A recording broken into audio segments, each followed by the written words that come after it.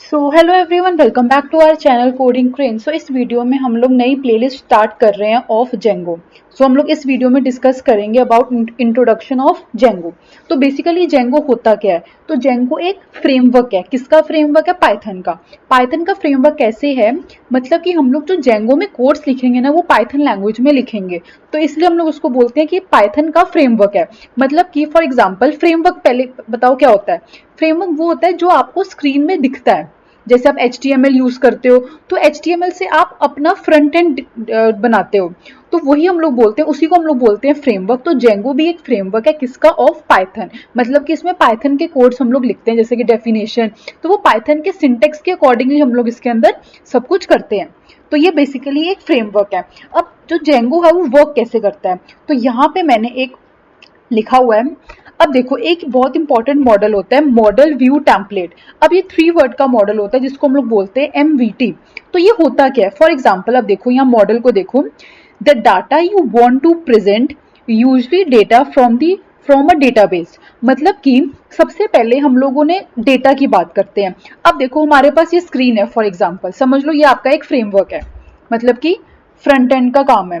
अब क्या हो रहा है कि आपको इस स्क्रीन में डेटा को प्रिंट करना है। तो सबसे पहले आपको क्या चीज चाहिए? डेटा चाहिए, डेटाबेस। ओके।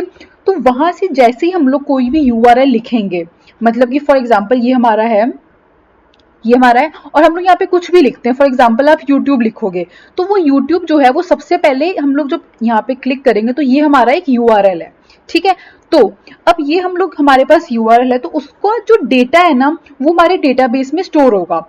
तो हम लोग क्या करेंगे, कोई भी URL को क्लिक करेंगे तो सबसे पहले वो URL कहाँ पे जाएगी? हमारे सर्वर के पास जाएगी।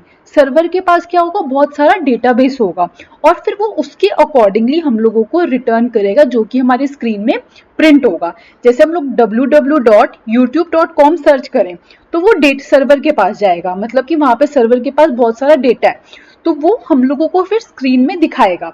तो जो मॉडल होता है ना, मॉडल वही होता है जो डील करता है हमारे डेटाबेस से। जैसे हम लोग रिक्वेस्ट भेजते हैं, रिक्वेस्ट मतलब जैसे हम लोग URL टाइप करते हैं और एंटर क्लिक करते हैं, तो वो हमारे डेटाबेस के पास, मतलब कि सर्वर के पास जाता है। अब देखो नेक्स्ट क्या है? व्यू।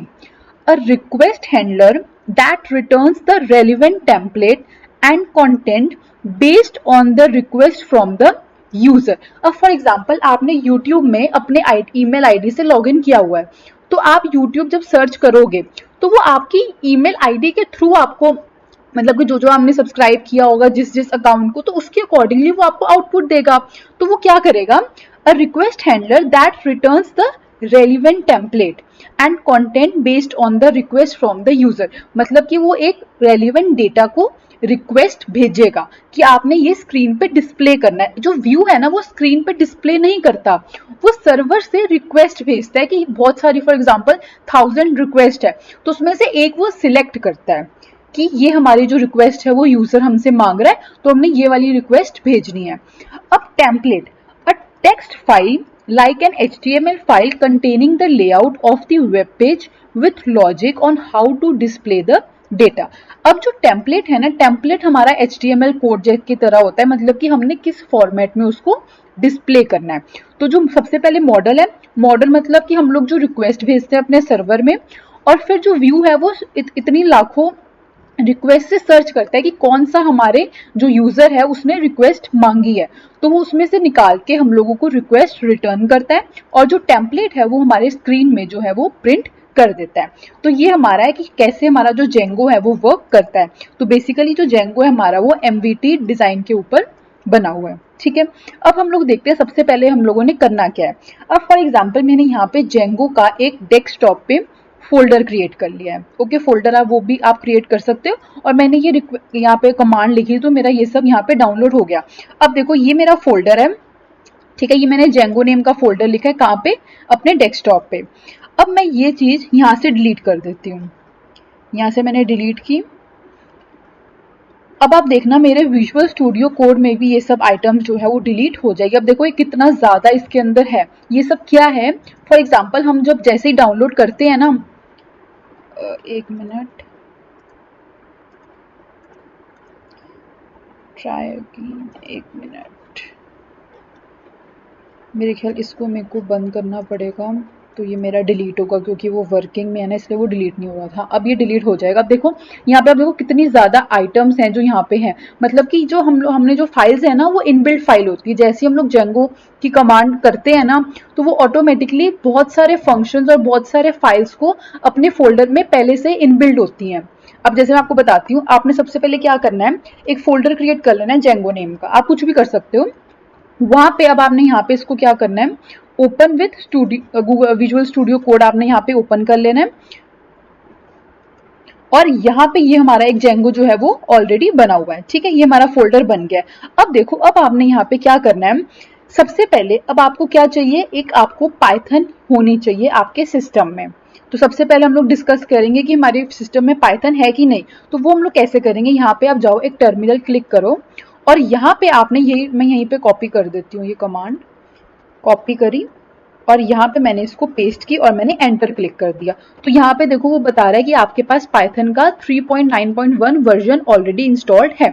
अगर आपके लैपटॉप्स पे वर्जन इंस्टॉल नहीं है पाइथन का, तो आप यहाँ पे जाके उसको डाउनलोड कर सकते हो। ये यूआरएल मैं डिस्क्रिप्शन में डाल दूंगी।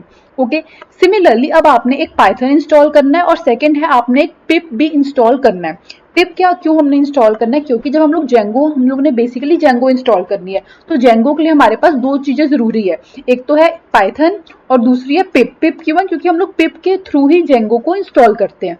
तो मैंने ऑलरेडी इंस्टॉल किया हुआ है। अगर आपने इंस्टॉल नहीं किया हुआ तो आप इसमें जाके, वहां पे क्रोम में जाके इसको इंस्टॉल कर सकते हो। और जैसे ही आपके लैपटॉप्स पे इंस्टॉल हो जाएगा, तो आप कैसे चेक करोगे कि आपके पास इंस्टॉल है कि नहीं, तो आप ये वाली कमांड लिख दोगे, पिप वर्जन। तो यहाँ पे मैंने जब इसको रन किया तो यहाँ पे मेरे पास ये इसने वर्जन हमारा बता दिया, मतलब कि मेरा ऑलरेडी इंस्टॉल्ड है। अगर आपके पीसी में ये इंस्टॉल नहीं होगा तो आपको वहां पे ये एरर देगा। तो हमने सबसे पहले दो चीजें इंस्टॉल कर ली, पाइथन और हमारा पिप। ओके, अब उसके बाद हमने सबसे पहले क्या करना है, वर्चुअल इन्वायरमेंट क्रिएट करना है।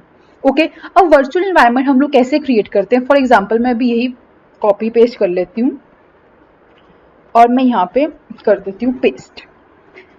अब देखो यहाँ पे मैंने सबसे पहले क्या लिखा, सबसे पहले पाइथन लिखा, ओके, उसके बाद -m लिखा, फिर स्पेस देके लिखा VENV। VENV का मतलब होता है वर्चुअल इन्वायरमेंट, क्योंकि हमने वर्चुअल इन्वायरमेंट ही क्रिएट करना है।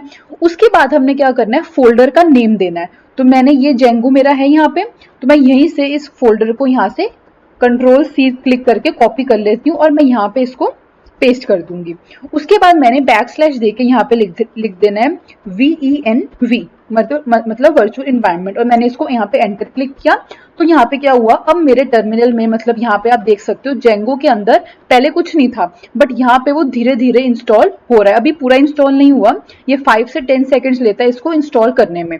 तो यहाँ पे आप देख सकते हो पहले जेंगो में कुछ भी नहीं था, अब यहाँ पे लाइब्रेरी और इंक्लूड और स्क्रिप्ट ये सब चीजें आ गई हैं। तो आप देख सकते हो ये ऑलरेडी मतलब ये इंस्टॉल यहाँ पे हो गया है। तो हमारा जो वर्चुअल इन्वायरमेंट है वो क्रिएट हो चुका है। अब देखो आपका ये वर्चुअल इन्वायरमेंट क्रिएट हो गया।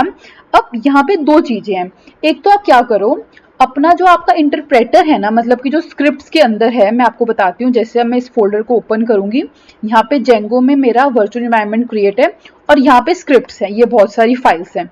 तो मैं क्या करूंगी, यहाँ पे मैंने इंटरप्रेटर को डालना है, मतलब विजुअल स्टूडियो कोड में। तो आपके पास दो तरीके हैं, या तो आप जब जब अपने पीसी को, मतलब विजुअल स्टूडियो को ओपन करोगे ना, तो हर बार आपका वर्चुअल इन्वायरमेंट नहीं होगा। जैसे आपने ये कमांड लिखी, बट आपको बार बार ये वाली जो लाइन है वो भी लिखनी पड़ेगी, ताकि आप अपने वर्चुअल इन्वायरमेंट के अंदर बार बार जा सको। बट जरूरी नहीं है कि आप बार बार, आपको दिक्कत आएगी बार बार लिखने के लिए। तो हम लोग क्या करते हैं, हम लोग एक ही बार सारा काम कर लेते हैं। तो आपने क्या लिखना है, क्या करना है, Ctrl Shift और P को क्लिक करना है।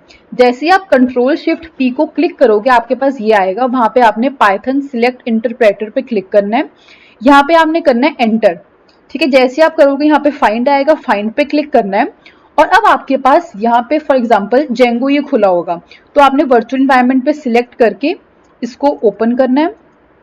फिर अब आपने यहाँ पे स्क्रिप्ट्स को ओपन करना है, उसके अंदर ये python.exe फाइल होगी आपकी ये, उसको आपने यहाँ पे सिलेक्ट कर लेना है। तो जैसे ही आप सिलेक्ट करोगे ना, तो आपको ऑटोमेटिकली पाइथन इंटरप्रेटर जो है वो यहाँ पे इस्टेब्लिश हो जाएगा और आपको बार बार वर्चुअल इन्वायरमेंट क्रिएट मतलब कमांड लिखने की जरूरत नहीं पड़ेगी। अब आप यहाँ पे न्यू टर्मिनल पे जाओगे तो अब देखो यहाँ पे आपका वर्चुअल इन्वायरमेंट जो है यहाँ पे लिख के आ जाएगा। ये देखो, मतलब कि अब हम लोग वर्चुअल इन्वायरमेंट के अंदर आ चुके हैं।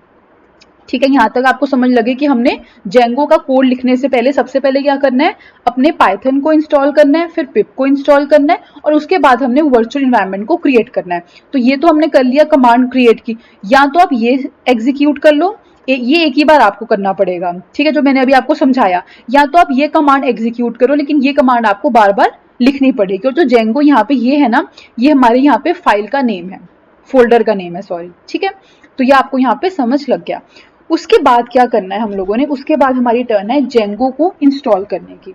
तो जेंगो को इंस्टॉल करने के लिए देखो यहाँ पाइथन भी यूज हो रहा है और पिप भी यूज हो रहा है, इसलिए हम लोगों ने उसको पहले ही इंस्टॉल कर लिया। अगर आपके पीसी में पिप और पाइथन इंस्टॉल नहीं है और आप डायरेक्टली जेंगो को इंस्टॉल करोगे तो आपके यहाँ पीसीज में आपको एरर मिलेगा, ठीक है। ये हमने यहाँ पे इसको कमांड को कॉपी पेस्ट कर दिया मैंने और मैंने एंटर क्लिक दबाया, तो यहाँ पे मेरा ऑटोमेटिकली जो जेंगो है वो इंस्टॉल यहाँ पे होने लगा। अब देखो, जो आप जेंगो यहाँ पे इंस्टॉल कर रहे हो ना, वो आप अपने लैपटॉप्स या पीसी पे नहीं कर रहे, वो आप इस वर्चुअल इन्वायरमेंट के अंदर कर रहे हो जेंगो इंस्टॉल। तो अगर आप फॉर एग्जांपल दूसरा फोल्डर बना के कुछ और जेंगो का कोड लिखोगे ना, तो वहां पे आपको एरर देगा। वो क्यों? क्योंकि आपने जो जेंगो इंस्टॉल किया वो वर्चुअल इन्वायरमेंट में ही इंस्टॉल किया है। तो वर्चुअल इन्वायरमेंट का मतलब ही ये होता है कि उतने देर तक मतलब उसी फोल्डर में ही हम लोग वो चीज यूज कर सकते हैं। अब आपने फॉर एग्जांपल यहाँ पे देखना है कि क्या हमारा वर्जन क्या है हमारे जेंगो का, तो वो हम लोग यहाँ से इस कमांड को लिखेंगे और एंटर क्लिक कर देंगे। तो यहाँ पे आपका आ गया 4.2.4 हमारा इस जेंगो का वर्जन है। तो यहाँ पे अभी हम लोगों ने क्या किया, सारा सेटअप कर लिया कि हाउ टू इंस्टॉल जेंगो और हमने कैसे वर्चुअल एनवायरनमेंट बनाया। अब नेक्स्ट वीडियो में हम लोग डिस्कस करेंगे how to create project in Django, ठीक है। अभी के लिए इतनी। अगर आपको स्टिल कोई भी एरर आ रहा है, कुछ भी आ रहा है, तो आप कमेंट सेक्शन में कमेंट डाउन कर सकते हैं। Thank you.